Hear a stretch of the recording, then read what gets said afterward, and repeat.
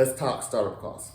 So startup costs are the expenses you incur in the process of creating a new business.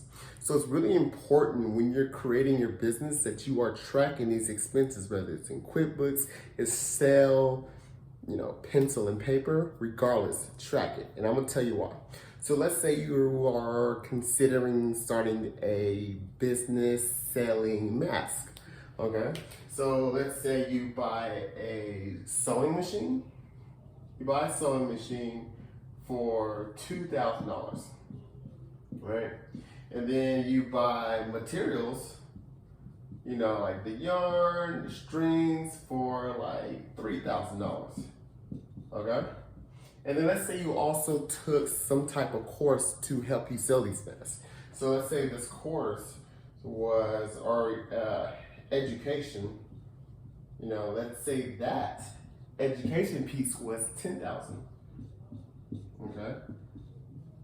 So if we add all these up, the sewing machine, the materials, and the education course, we have $10,000, or $15,000 in startup costs. Now, the IRS allows us to deduct the first $5,000 on our startup costs. So we take this first $5K, and when we file our tax return, we're allowed to take that deduction. Now the rest of it, which will be $10K,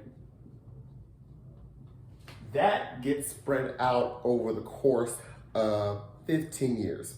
Now, let's say your business ends before that 15-year period, you can deduct it at that point. But it's really important when you have startup costs that you remember you can't deduct that full cost. It has to be spread out over 15 years, but you're allowed to take the first $5,000 with certain rules and stimulations. So be very careful when you're starting a business. Make sure you track your expenses, get very good at bookkeeping, and take care. So that's startup costs.